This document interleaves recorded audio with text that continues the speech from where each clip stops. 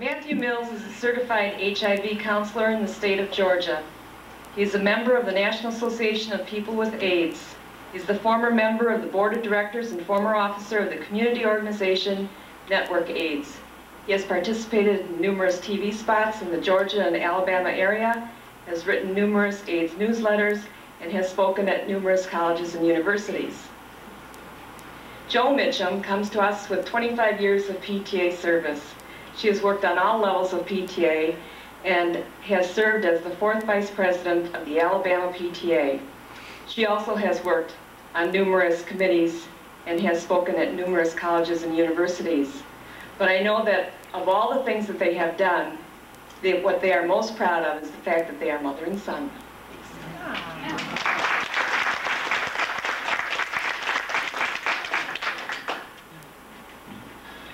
We want to sit down and talk to you because this is when we present together. It's sort of informal and it's easier for us. We'll stand up if you want to see what we look like.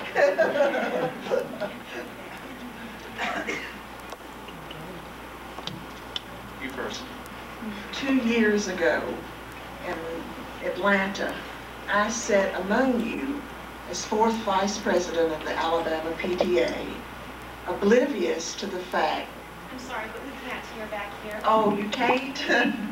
I'll speak louder. Oblivious to the fact that there was a virus raging in our community.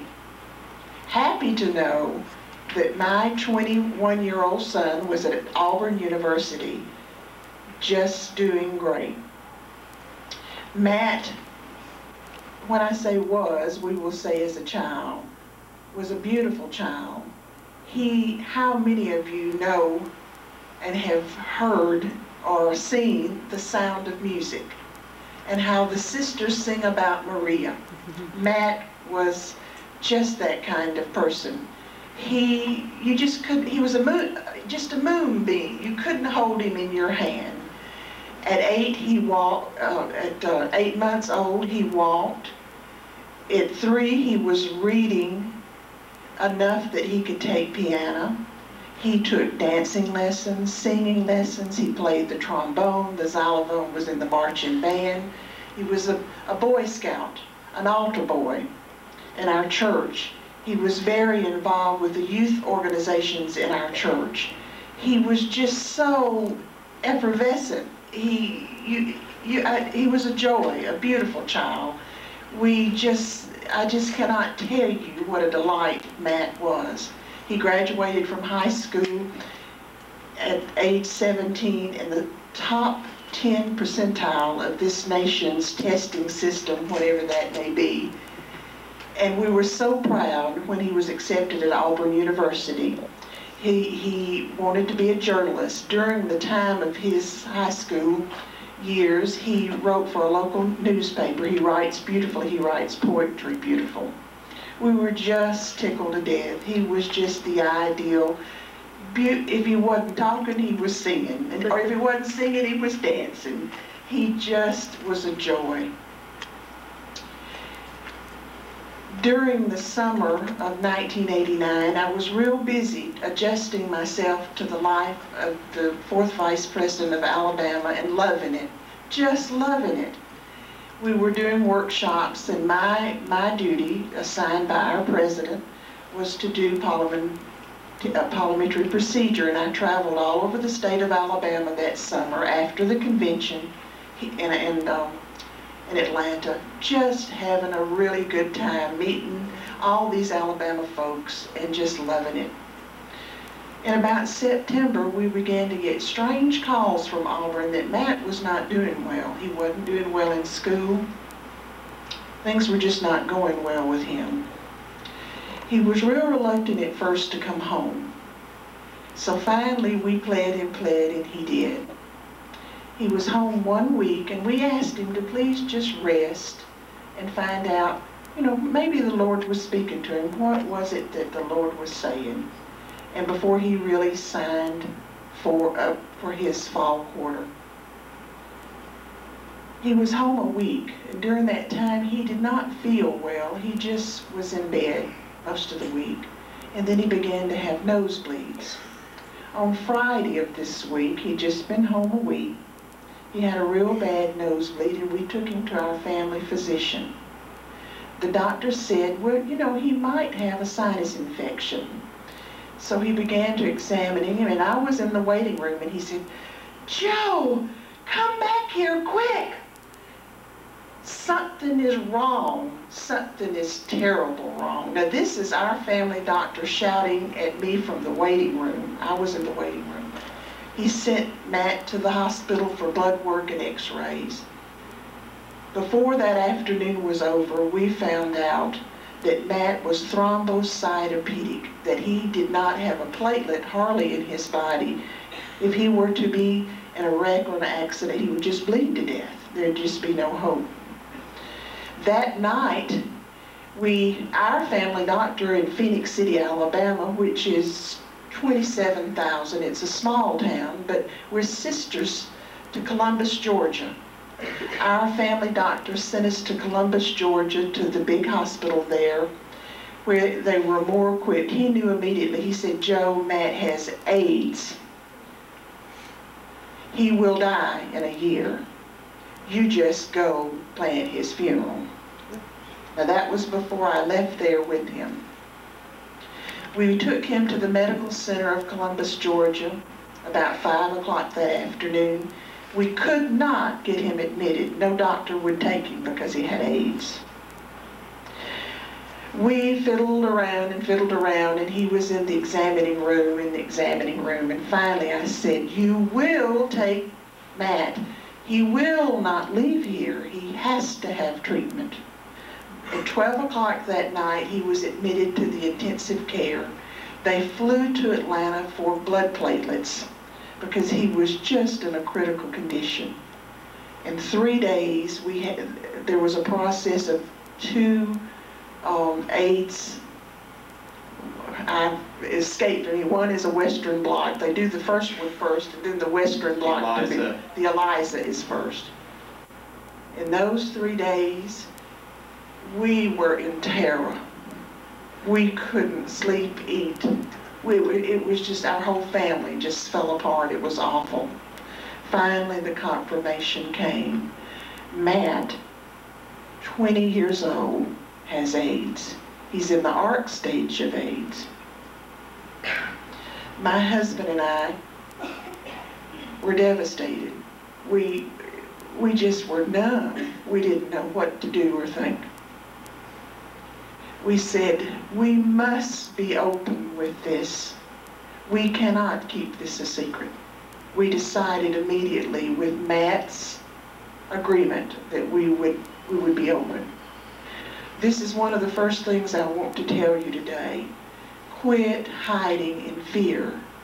You must say the word AIDS. Folks, it's not a gay disease. It's not an IV drug disease, not anymore.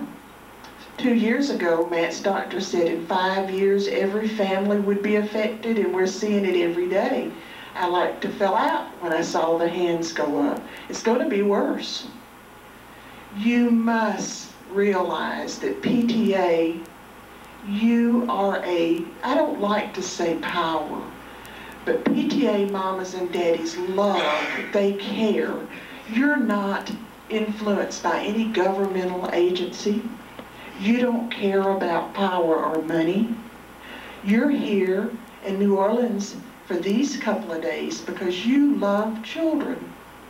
You're in a group of people that almost for 100 years have caused all kinds of change to happen in this country for what?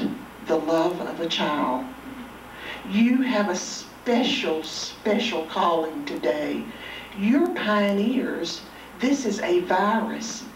Don't sit back and say, 10 years ago it was a gay disease, they need to be dead. Who needs to die? Can you tell me one person that you would pass a death sentence on? Now, we for 10 years have sit back comfortably, and now our children are dying, our brothers and sisters, our wives, our mothers, our grandmothers. You don't let a virus be unchecked. It's just like a flu virus, it has jumped the fences now, and it's in our population. We must, as PTA people, go back to our homes, our schools, our communities, our health departments, and say, what are we doing? And our school system, just as soon as Matt was diagnosed, he wanted to go to the little elementary school where he was raised for 6 years. Teachers all knew and loved him. He was their star student. He was going to be president. Singing, dancing president. They wouldn't let him in the building. I took his speech and read it. We don't have a lot of folks that call at our house. And the people that call don't sit down and do not drink out of our glasses. At a bake sale, I'm a member of a Catholic organization. I sent cakes, they were thrown away. I sent food to a family that died in our neighborhood, it was thrown in the garbage. These are all things that we've had to face, but we knew it. Let me tell you this. If you're well educated about the AIDS virus, well educated, and you're still afraid, that's genuine, I'll give you that. But if you're not educated about the AIDS virus, then it's ignorance. The PTA, the National PTA, and hats off everyone that Anita sends me, I give it away, has a wonderful booklet with all kinds of things that each local PTA could do to start the ball rolling. You're the people that will make the difference. You're not inspired by money. You don't care about power. You love kids. Kids, do you think he's not a kid? He's my kid. And it's going to be your kids. Please don't think that I'm trying to scare you. In a way I am, but in a way I'm not. I want you to be reasonable. In this little booklet that was in my packet, I believe you all have it, these wonderful women were facing problems that were pertinent to them 100 years ago. PTA did it, y'all. The government didn't do it, the scientists didn't do it, the PTA called for it. We demanded it must happen. You're in a group of wonderful people that can make things happen. Go home and demand it. If you're here, you're HIV positive, you go to your health department, get a support group started. We're in a support group in Columbus, Georgia. Phoenix City still, I'm sorry, has nothing. Alabama has really never said we have AIDS in our state. Mobile has a wonderful AIDS outreach, and Birmingham, they're doing a good job. But every time our public health office, that's another thing I'd like to encourage you to do, is work in your city with your public health people. They're your peer person. Our state public health man, he's really never said we have AIDS in Alabama. You know, really come out and said that. Go home, ask questions, say AIDS, AIDS, AIDS, AIDS. Don't be in my position. My little guy that was the hope of my life, that I worked in PTA for 25 years, was at every Halloween carnival, every Valentine party, every Christmas cupcakes, band concert, saw him confirmed in the Catholic Church. Beautiful altar boy, played the organ for the choir. I'm going to lose him, and I don't want you to lose your sons and daughters. I want you to work, work, work. Thank you.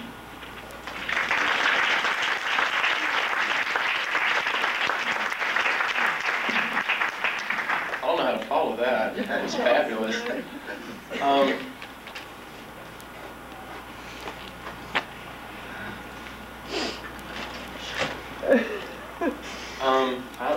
I'm at a loss for words. I will tell you this. For a long time, Mom and I, there was a big rift between us while I was at college, because some things that I was doing, and you know, I didn't have any faith in religion or God. I lived my life for myself, and but since this has happened in the past 2 years, we have grown so close together. You know, the thing about it is, I don't know a lot about PTA, but I do know a lot about unconditional love. I've learned a lot about believing in a higher power. I've learned a lot about giving to other people.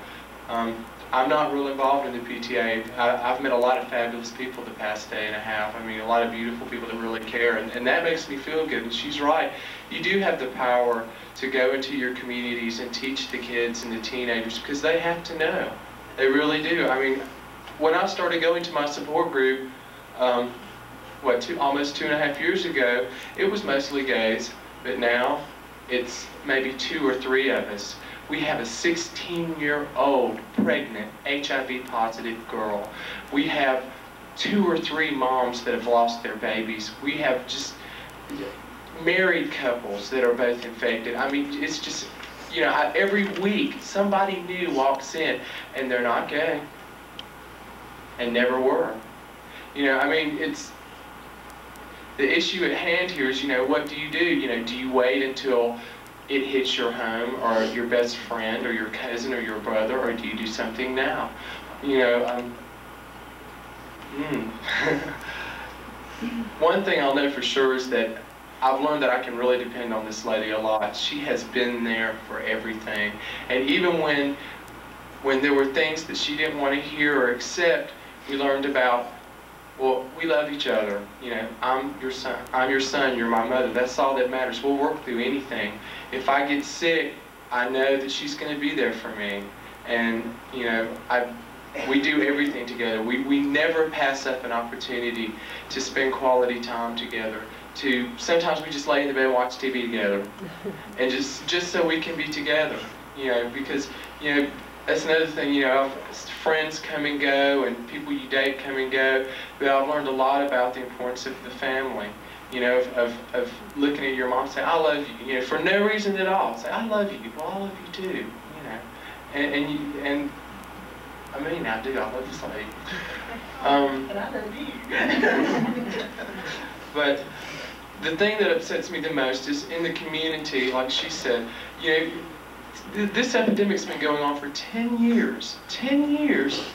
And we see commercials on TV. You know, pretty much everybody knows pretty much how you get it, but yet people still being so hard-headed. You know, I mean, it never ceases to amaze me how silly people can act. Teachers who have master's degrees, you know, that wouldn't let me come into school, you know, because of the kids. Well, you know, I was in more danger from those children than they were from me. You know, I was willing to go into the middle of them because I thought, well, maybe I can reach these parents. You know, oh yeah, from our elementary school that I went, 5 have already died that we know of from AIDS, that we know of. You know, in a lot of communities, we have to deal with mamas whose sons won't even let them come in the house for the holidays. There's a guy that died from my elementary school that his mother wouldn't let him come in the house. She wouldn't admit he had AIDS, and when he died, she still won't admit it was AIDS he died from. You know, and that's a terrible thing to do to a son who needs his family, who needs that love, who needs that support. You know, and, you know, what about the guilt that she's going to have to deal with as a mother? You know, I mean, she wasn't there for her son, and someday she's going to wake up and say, I messed up, you know. But that doesn't have to happen to you, you know, and we don't want it to happen to you. That's why we're here today, to hopefully see that AIDS is not something that's out there somewhere. You know, we're sitting here in front of you, and we are but one of millions of the faces of AIDS. You know, I don't look sick. I mean, if you saw me walking down the street, would you think AIDS? You know, no. I'm 22 years old, and sometimes I get really mad that, you know, sometimes I feel cheated. You know, I wanted to have a career. I wanted to finish college. You know, I wanted to drive a Jag and have Armani suits, and you know, and I mean, who knows? Maybe I'll become a famous speaker and write a best-selling novel. Who knows? But you know, every once in a while I feel cheated because I'm like, you know, I get angry. This disease, you know, it's taken so much from me. But another thing I've learned is that you're not powerless unless you choose to be so. And sometimes AIDS will only take from you what you allow it. When you relinquish control of your life, nobody took it from you. You did it yourself. You know, the funny thing about AIDS is it's taught me a lot of things about life that I ordinarily, a lot of people live their whole life and don't even realize. When they wake up in the morning and look at the tree and look at the sky and say, it's really a beautiful day, and I'm glad I'm living in it. You know, I'm glad that I was able to come here and speak to you, even though Mom did a much better job by far.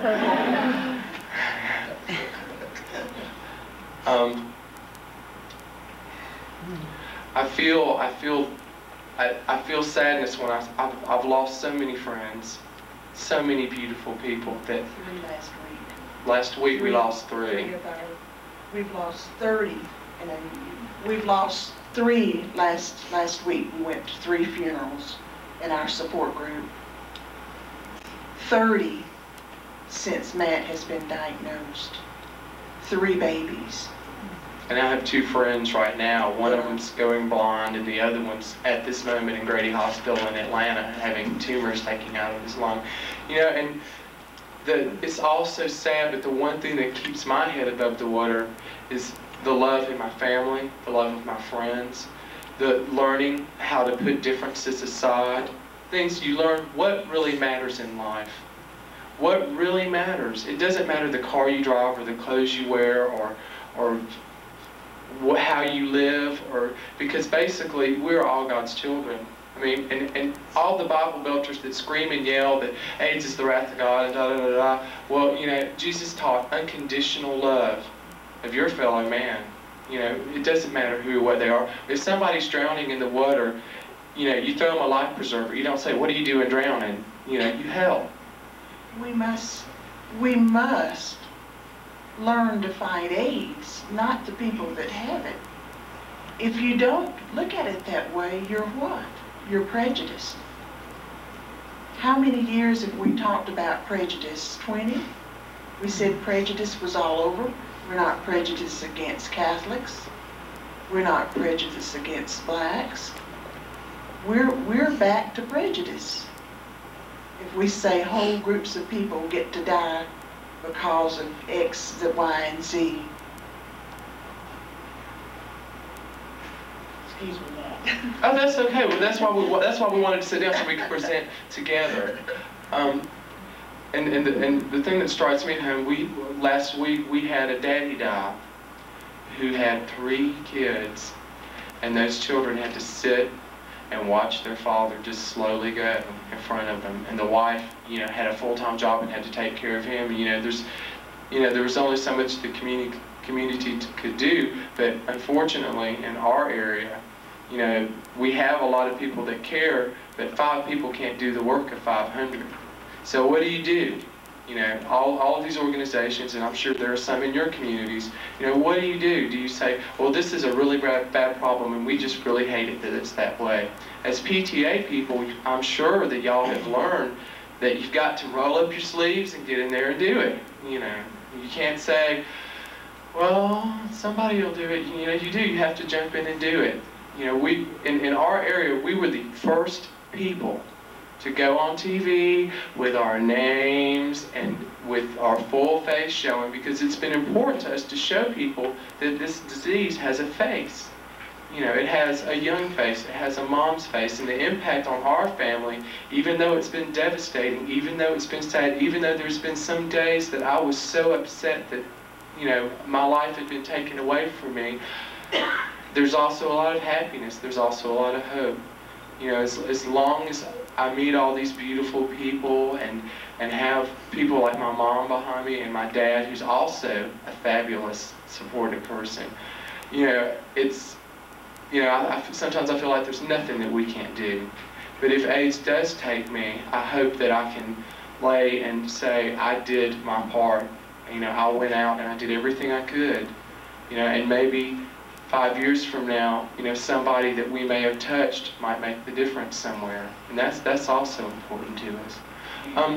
I don't know how much time I have, but just in case I'm almost out, every week at our support group, have any of y'all heard of the 12-step programs like Alcoholics Anonymous, Narcotics Anonymous?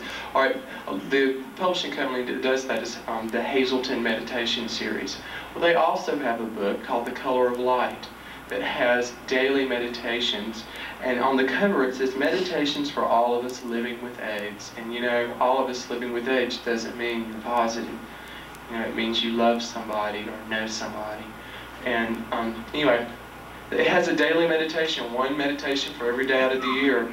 And me and Mom were in the hotel room this morning, and we looked over today's meditation for June 25th, and it never ceases to amaze me how much, when I read the daily meditation, how it strikes home. It's like God ordained that for that day, and it fits perfectly, and I think you'll see what I'm talking about. We want to create hope for the person and acceptance in the hearts of the people. We must give hope, always hope, and remove the bitterness that is harming them when they are being avoided by everyone. That's a quote from Mother Teresa on AIDS. No drug is as powerful as hope. It has no toxic side effects, and you can't overdose on it. Hope is available to all of us right now without Food and Drug Administration approval, and it's free. Hope opens a space for miracles to happen. Miracles are the natural result of hope. Supporting hope are trust and faith. If our hope is fading, maybe we are relying on ourselves too much and need to place our trust in a higher power. Maybe we need to have faith that we're always protected and loved. And though we can't make other people accept us and we can't control how others deal with AIDS, we can be forgiving and hope that they find loving acceptance for themselves. As we concentrate on accepting ourselves, we will find that acceptance reflected back to us in everyone we meet. My hope is contagious. I spread it wherever I go. I forgive and let go of all bitterness and regret. I trust that I am always cared for and loved. See what I mean? We would like to take questions. Do you have questions, please? We're real open folks.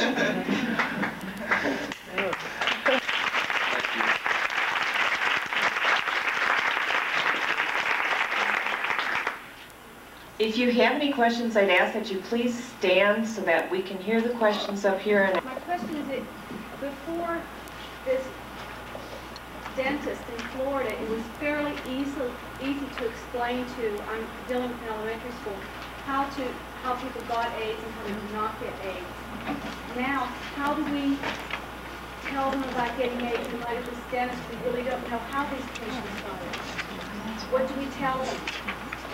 It's not clear anymore. I would like to answer that because the procedure that dentist used, which is not really widely known by a lot of people, is that he used a procedure that is no longer in practice.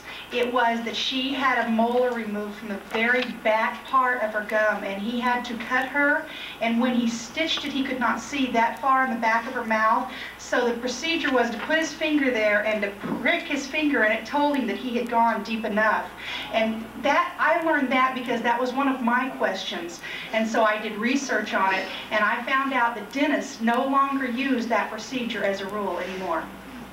Another thing, if I may follow up on that same question, as moms and dads, we need to use universal precautions. We've sort of fallen away from that. My mother drove me crazy as a child, saying, wash your hands, don't sit down on this, do that.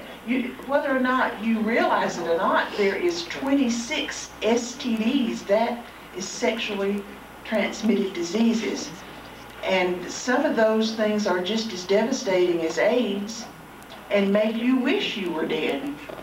So we need to get back to universal precautions. When you go to a doctor, you ask them, do you use universal precautions?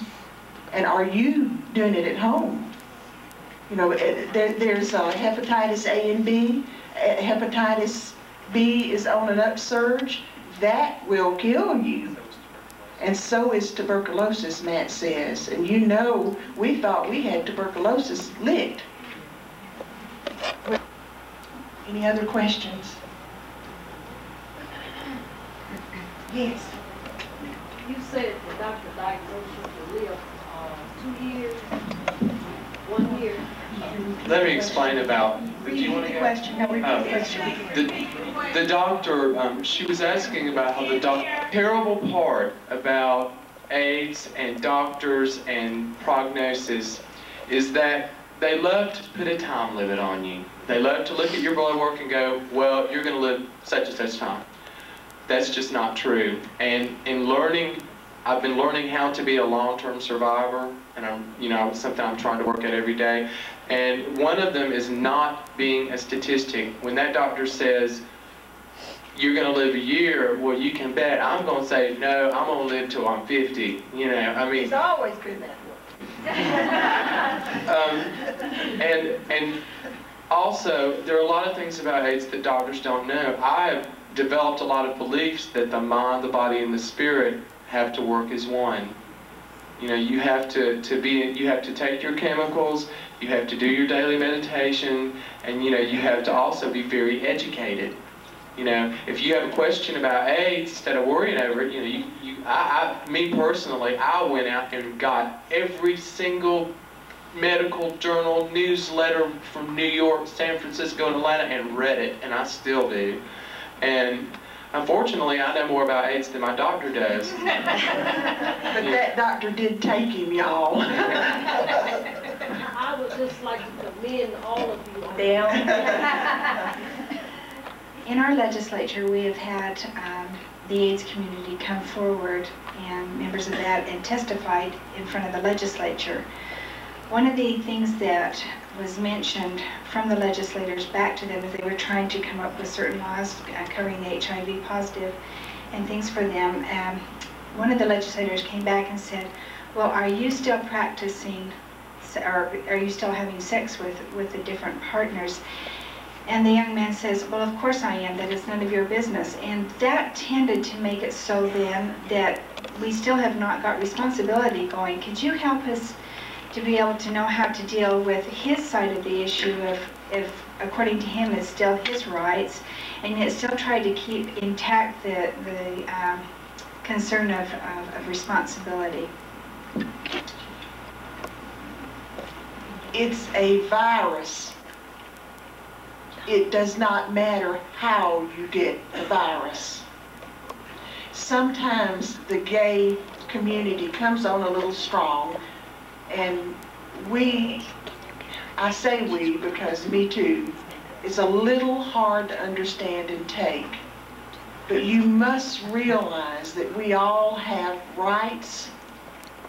We are dealing with a virus that can wipe us out. I don't know if that answers your question. Matt may like to. It's important to remember, and that they must know, well, he's going to be sexually active.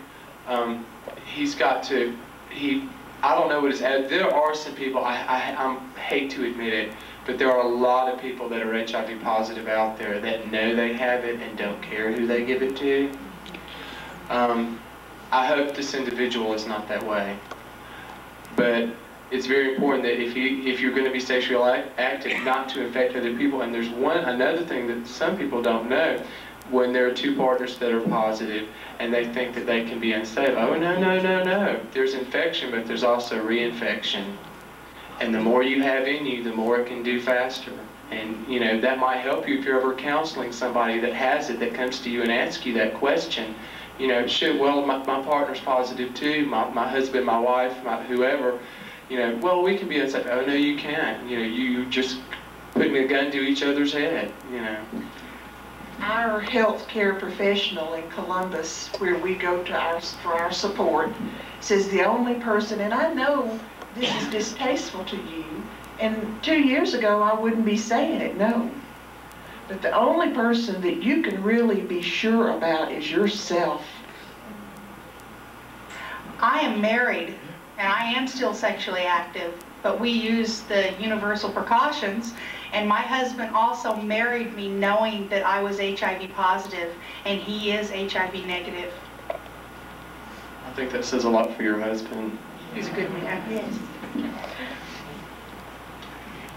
Hi, I think one of the concerns that I'd like to address is what the woman was discussing before, because there are some groups such as ACT UP, which I am very familiar with, who do give the community, who we are trying to encourage to get over their homophobia, a very negative attitude. And I think that's really difficult for people when they are already homophobic and they're trying to, you know, take all this in and rationalize this, okay? And then ACT UP comes on the scene and does things that many people don't understand why, all right? Another comment I'd like to make is I have heard over and over during this convention when people have got up to the mic, especially this morning when they were discussing the topic of the gay community is no longer at risk. Folks, I got news for you. Right now, the gay community is at risk for adolescents because they have not been educated. They need to be re-educated, and we need to take care of that. Thank you. May I follow up with this question? There is a 19-year-old young man that comes to our home who has AIDS that is a friend of Matt's. If I may not offend you, but just tell you what I know from my healthcare support group. Teenagers, young teenagers, are having anal sex because as a form of birth control. And the AIDS virus loves the anus. There were 7 or 8 teenagers diagnosed in our area just within the last 6 or 7 weeks. What will it take? What will it take for you to realize that this is an uncontrolled virus that's sweeping our country? And in answer to your question, if ACT UP nauseates us, and they do, me, but you know, they're afraid. The gay community was scared to death, and they were screaming and yelling, please do something, we're all dying, we need help. We want something done about it. So really, they were just being they just make me sick sometimes, but they were saying, please help us, please help us. Okay, PTA, what can you do? You can say, as mamas and daddies, we're screaming and yelling, we want this virus cured. I don't approve of ACT UP's tactics, personally. When they had the conference in San Francisco and ACT UP showed up, in my opinion, as a person that's HIV infected, I thought, here are all these people from all over the world trying to help me, and here's these gay people out here that are ruining it for them. They're not going to be able to do it. And that was my gut feeling at the time. And my friends who are involved in ACT UP that I know through group have told me that what they're trying to do is to make people aware that they exist, and if they have to do it in violent tactics, that that's what they're doing. But as a person who does things through channels and who believes in the system that it does work, maybe it's I've been in PTA too long, I think they're going about it the wrong way. I think that this is the way to do it. And, you know, it's just a difference of opinion. And even though they've tried to make it seem reasonable to me, I don't agree with ACT UP's tactics. Their cause I agree with, but their tactics I don't. If I may, to speak to Melanie, you know that women's protocols for AIDS, Matt could probably tell you more about this, but they're really, women with AIDS are 10 years behind.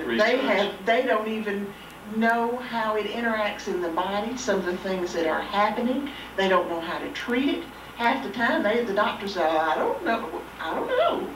See, they haven't researched it. So women with AIDS now are really in a very high risk situation. There's no drug protocols. It's the #1 killer in New York of black women. One of the things, that was a good point that I forgot to bring up. I have a lot of physical ailments that men do not have. Women, as a rule, don't get the KS. I can't pronounce the... Kaposi sarcoma. Thank you. Women, as a rule, don't get that, but they have a lot of hormonal things. And while I've been talking to people here, I have hot flashes, my glasses steam up, I have to go sit down and get out of the way. I'm 35 years old. I shouldn't be going through things like that. They always tell me it's not AIDS related, but they write it in my chart anyway, because 10 years from now, they're going to realize that all these women have the same symptoms. And so it's like, a lot of times you feel like you're under a microscope and you feel like you're a guinea pig, and if you've never met a human guinea pig, come up and talk to me, because it gets really frustrating sometimes. And you don't know what to tell your doctor and what not to tell your doctor, because the symptoms are different. The way you realize symptoms are different is you go to a group of women and you find out, oh yeah, that happened to me. I thought I was going crazy. You know, and there's things that happen to you that you think you're isolated, but when you have the opportunity to talk to other women, you realize that you're really not as isolated as you thought you were. Peer counseling is very important. Any of you who have somebody that just found out they're positive or is positive and isn't doing anything, they're sitting on their butt. There's one thing I've learned in my volunteer work. You can say, come on, let's go, you know, go to the support group, da-da-da. But, you know, the one thing I've learned about AIDS, and Carol Brookshire, the lady we work with at the STD office, will tell you, AIDS doesn't change you. So if somebody's hard-headed before they have AIDS, they're just as hard-headed after. You know, now AIDS has changed me as it's given me a greater appreciation of life. But see, I'm just one. You know, out of there are a lot of folks that are, you know, but we're trying to work against that. Excuse I'm us. sorry. We're long-winded. That's okay. I'm Sadie, and I'm from Atlanta, and I work at Grady. And in Atlanta, not only do we have that particular segment of the clinic, but we also have sex ed to all of the students in the school system there. But what I'm here to say is that not only am I educated, I'm also a nurse, okay? And as I see it, all down through history and time, any time that we have affected some change in any kind of medical problem, is that we have considered it a problem of everybody. Everybody is inclusive. Once we start segregating issues out and everybody getting territorial, like this is my right and that's your right, then we're never going to get anything done. I feel that in order to get this controlled, everybody has to be tested. Everything has to be. If you have the measles, it's in your medical records. You have the measles. If you've had gonorrhea, it's in your medical record. You've had gonorrhea. But AIDS is so secretive, and that's why it's so widespread. It's because everybody have rights. And I think that's what's going to kill us all, is everybody have rights. And then, right. And not only that, Rights are going to kill us. it's a segment of us who feel that that it doesn't include me. You know, that it's something that somebody did on down the line, you know. He was either a drug user, or he was gay, or he was black, or he shot up drugs, you know. It's all these different things that's segregating and making everybody think of themselves as being an island to themselves. But until we start looking at the total picture, everybody be tested, everything is open, looking at it across the board, treating it across the board, dealing with it like it's an illness. No one's going to be treating it as an illness. Everybody's treating it like somebody that's done something wrong. One more comment added to that is that until we change our insurance companies' attitudes towards people with AIDS, then there's not going to be people like me coming forward, because I'm terrified my insurance company, through my husband's employer, is going to find out that I'm speaking to you and saying I was infected for 4 years and I've only been married for 2 years.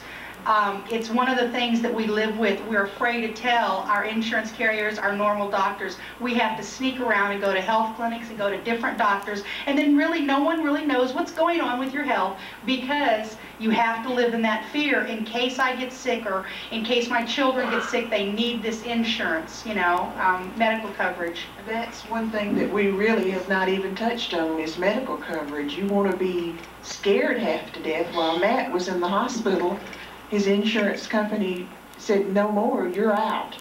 And I had to go to the insurance commissioner to you know, he was in 45, 75 days. Matt's drug bill in a month is $900. And some months it's more than that. So this is a devastating, we talk about the AIDS virus. What is this doing to our health care system? You know, if we just are real complacent and bump along from day to day and say it's somebody else's problem, it isn't. If you can't understand the AIDS virus, it's going to hurt you in your pocketbook with your insurance.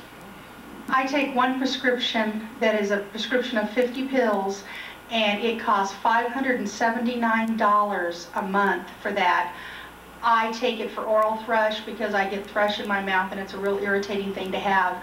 I don't have to take it all the time, but when I fill this every other month, it only costs me $2 or $3 because of my insurance. But I feel bad for the patients who have to choose that they will live with oral thrush and not be able to eat, rather than have to pay this money out of their pocket. They have to make a decision: do I have a roof over my head, or do I buy the medicine that I need? I'm really angry with the drug companies who are making a profit off people who are dying. You know, we don't have a choice. You know, the choice is you cannot eat, you know, but I mean, it's so bad that salad dressing was burning my mouth. I could not eat salads any longer.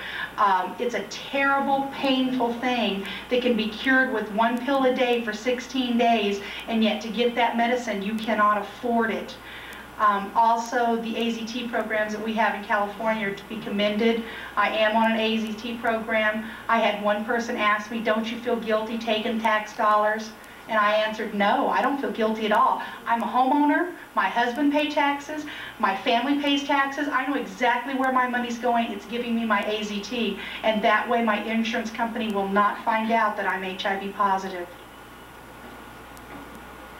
Hi, I want to commend you also for being so honest with us. But my question is, to my understanding, are you from Alabama? Yes. Alabama. Okay. Yes. Listening to you, I kept hearing that your community was closed mouth and shut doors. Okay, my question is there any kind of, well, the support group, no, but is there any kind of group that is giving some aids, just like you're giving us these precautions, teaching your children in that area that yes, AIDS is present, even though they want to deny it? Is there any kind of program that's going? You, as a PTA parent, should go to your health department and say, what are we doing? Go to your school superintendent. No, I wanted to know in your area. Yes. Oh, not in Phoenix City. Not in Phoenix City. We go to Columbus. Okay, now, Columbus is right across the bridge. my question is, we're here as a national PTA, and we standing here, all of us, thousands of people here, is there anything that we can do as a PTA to encourage your area to help your children and people in your community? We need to encourage every area. We can't center on one area because it would be totally unfair. We as a national PTA need to go to our legislators and make sure that every area has counseling. Every area has a program to help people that are like us, because we're not isolated people. I just saw our former Alabama PTA president come in the room and I had to wave. Was it okay? I love this man. He turned Alabama PTA around, and I thank Marty, his wife, for letting him do it. He's wonderful. And he was so wonderful to me when Matt was diagnosed. He asked for your prayers at a regional meeting. He understood, but I had to take my distance from him because I was getting serious flack from some people. You mean you would disgrace Fred Hare and the state PTA by your son having AIDS and you going to those meetings? So I want to tell him now that I love him. He did a wonderful job for 2 years, and he was awfully sweet to me. He let me say, I'm sorry, Fred, I have to resign. And he was kind about it.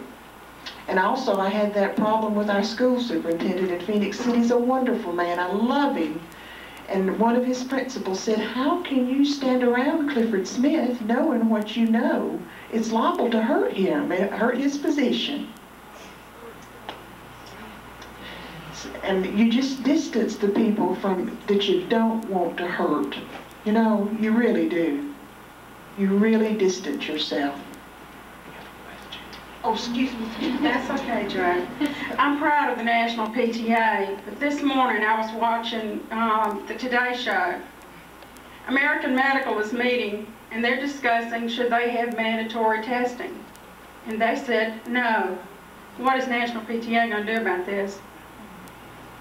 Resolution. The thing about, I agree with the mandatory testing issue.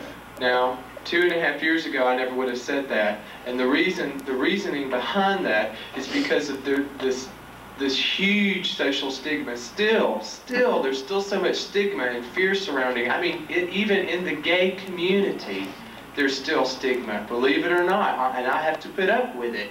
You know, sometimes I get really mad because it's like nobody wants me to be happy or have a life. I go up and talk to somebody.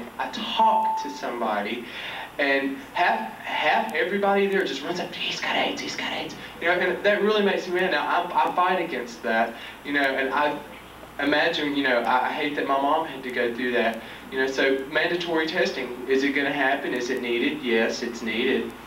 But it's not going to happen. Nobody's going to surrender to it until AIDS is relocated into the category of, say, cancer or leukemia, you know, where you can say, I have AIDS and not be ashamed or nervous or afraid or anything like that. But I will say this, the people in my life that we associate with that are our true friends are really beautiful people. And they're like gifts from God, I'm telling you. We have to take the 4-letter word away from AIDS before there will be mandatory Yes. testing. And the 4-letter word is fear. Mm-hmm. And when people can live without being in the fear that I have lived in the past and that I know some ladies who live in right now, until we take that fear away, no one will pass mandatory testing, because the thought of it scares me. If they report me to the health department, are they going to lock me up somewhere away from my family? Are they going to lock me away from the community? California a few years tried to pass a law that allowed that to happen. And I thought my husband was going to punch the man who asked him to sign the petition. You know, it's until we take that fear away, it's not going to happen. I understand that Don Bankin from the CDC is with us. I wonder if you might respond to the issue of mandatory testing?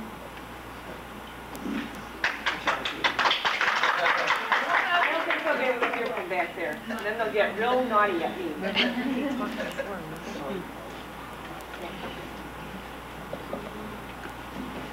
At this point, CDC has not taken a stand as far as requiring mandatory testing. I'm waiting to see what happens with AMA, just as all of you are waiting to hear what's going to happen with AMA and the decisions they're going to make. We have pushed for and still maintain that the precautions that take place in hospitals should be administered to. We've talked about universal precautions, and it's been brought up, you know, and really belated at this point. The bottom line is that if universal precautions are used and used appropriately, the AIDS virus is not going to be transmitted from patient to practice or from practitioner to patient. I'm very familiar with the case of the dentist that happened in Florida. And yes, that was an extremely extenuating circumstance. Old procedures being used, as well as non-sterile conditions in that particular office. We've also heard from a person who was at Grady Hospital, so we've heard from someone on the other side of the tracks, a healthcare professional who has to deal with the risk every single day.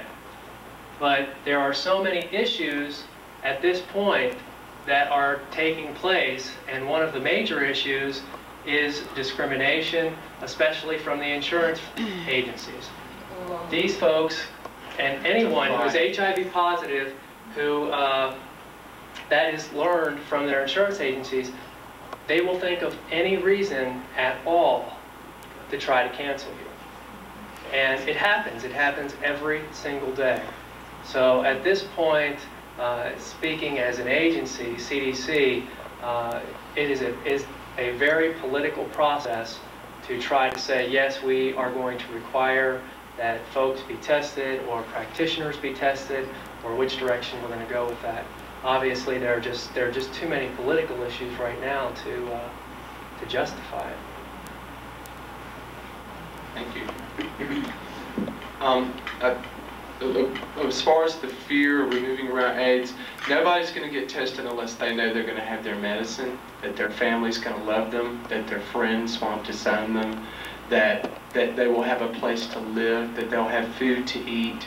You know, all of these things are concerns. You know, when I used to think about being tested several years ago, I used to tell my friends, well, I don't want to know I have it until it comes and gets me. Now that I'm on the other side of the fence, I've learned how important it is to be tested, how important it is to catch it early, how important it is to take your medicine and go to your support group and the love of your family and good friends. All of these things are so, so important. And even sadder, there's so many cases where people, you know, don't get what they need, and we have to sit and watch them die because, you know, there's only so much you can do when, you know, I wish I was a millionaire so I could make sure all my friends were taken care of, but I'm not.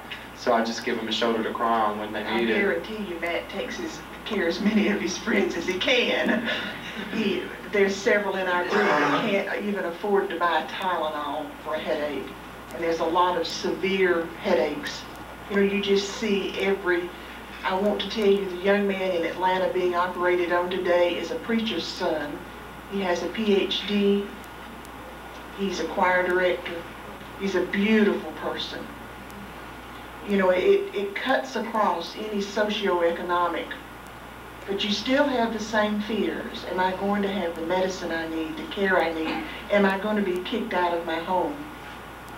Am I going to die in the street? Excuse me.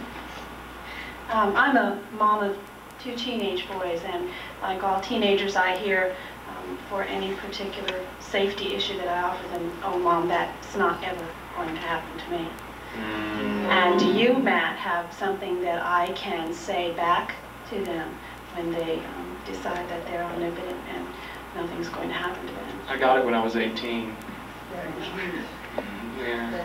It is you, but it's affecting them, and I want them to be aware that it's affecting them, and I just was wondering if you had a word of wisdom that maybe I could help them to see a little bit better.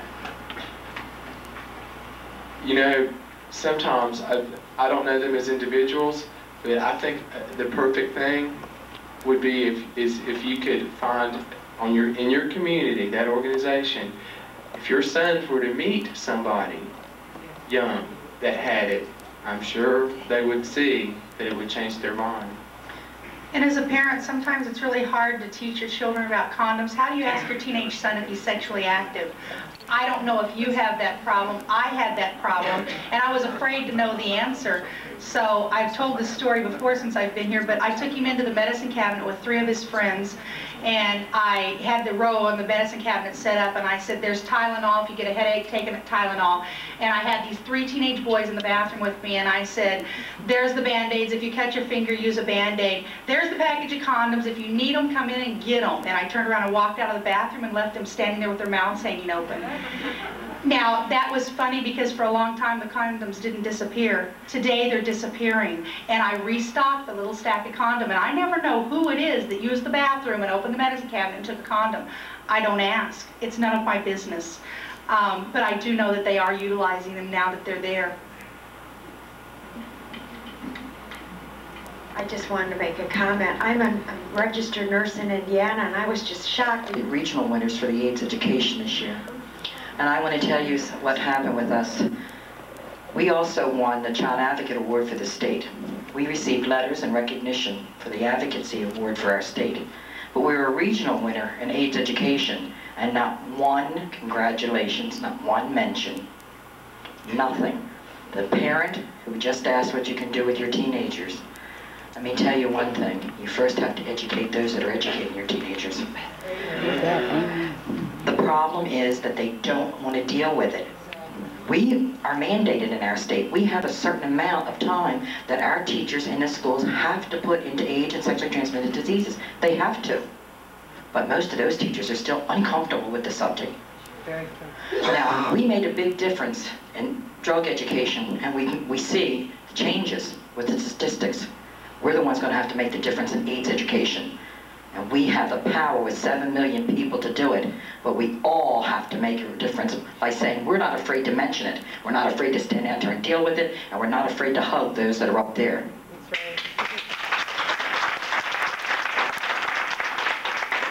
I imagine, had you won an award in Best Halloween Carnivals, everybody in the state had said, oh boy, hey, Halloween Carnivals. In addition to Marge, we also have Carolyn Lovell. Is she in the audience? She'd stand. And she is from Region 4 and the National AIDS Education Award winner.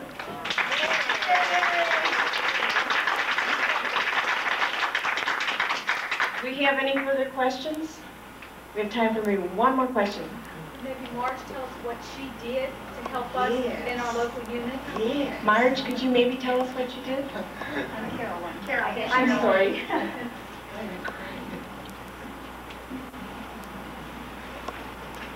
Well, I'm just going to read a few things off my list here. We staffed an AIDS information booth during lunch periods. Well, first of all, we are a high school, and one of our goals was to not have evening meetings because we have just found that parents are too busy to come out to evening meetings. So we tried to have everything during the school day for the teens, and we tried not to interrupt classes very much. So this is what we came up with. The AIDS information booth during the lunch periods, and we were out in front of the cafeteria, and we had testing information.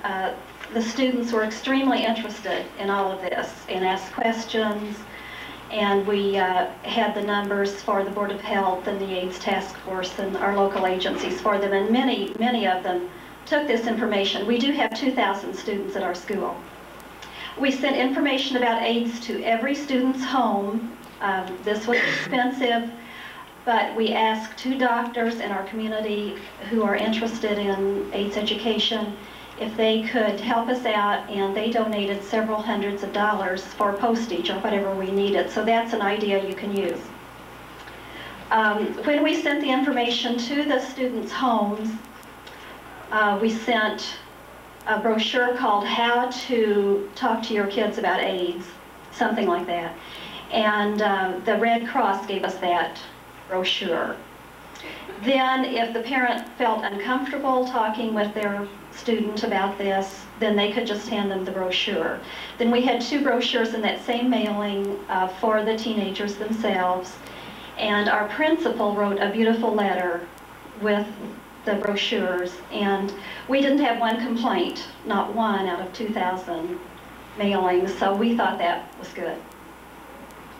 We're from Indiana, and you know, we have a lot of conservative people there. I'm conservative myself, I'm not knocking that, but we thought we might have a few complaints about discussing sex, you know, that sort of thing. We designed and distributed a brochure of our own just from looking at other handouts and national PTA's information, etc. We had the art classes design posters about AIDS. They saw an educational film first, and then we displayed these posters in our commons area, which is a big area at where all the kids mill around after lunch. And the students were extremely interested in looking at these posters. Some were very graphic. They used the vernacular of the teenager, but this is what the students liked. They were interested in what kids had to say. Some of them were funny, some were very serious. Some were almost disturbing in the death-like pictures that they drew, but we thought this was very educational. We displayed 100 posters about AIDS in the student commons and in the heavily trafficked areas of our school.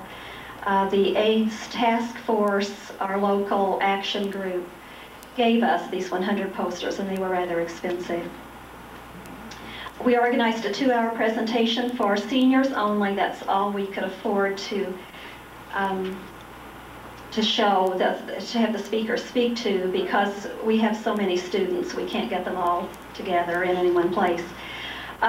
When we told our school, or when we asked our school if it was all right if we did our program and whatnot, they were thrilled because this fulfilled one of their requirements, that the state requires health education, and they weren't quite sure what they were going to do. And when we said we wanted to bring in the speaker, they said, well, we'll pay for it because we want to encourage this, and this will help us with our requirements.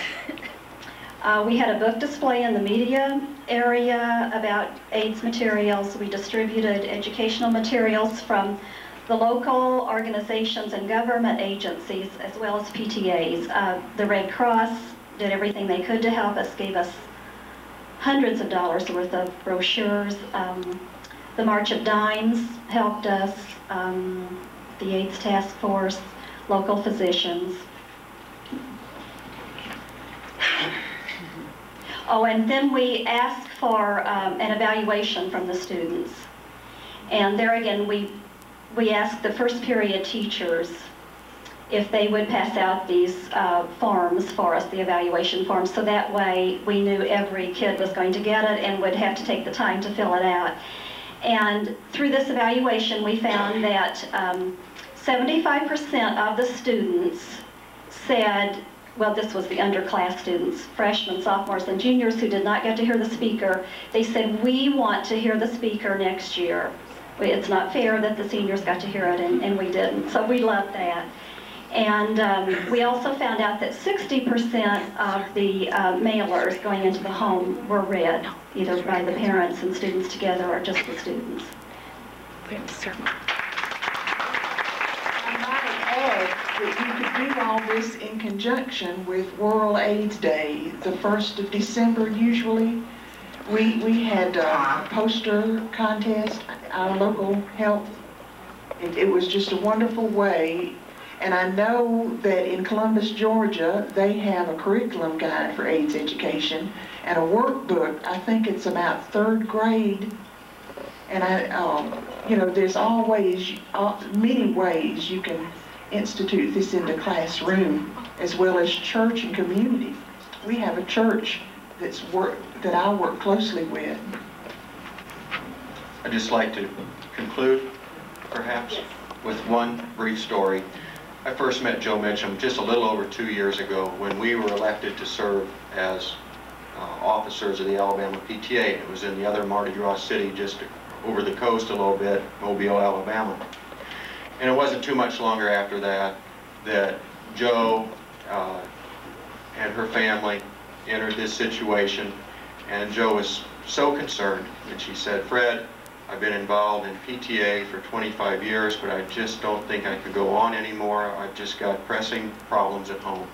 And I said, Joe, I don't think this will make sense to you right now, but something tells me your work in PTA has just begun. And today, I think it's just started again. Thank you, Joe.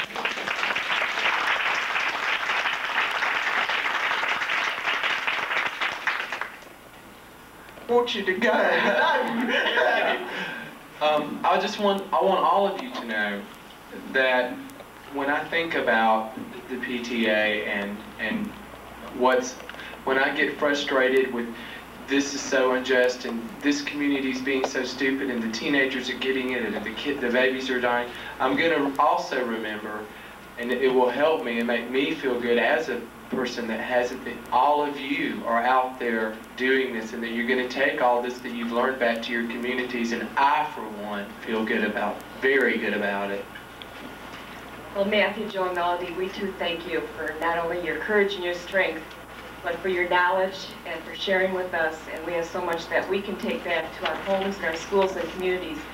I'm sure you've given us all a lot more than we thought we would get from this workshop tonight. Thank you.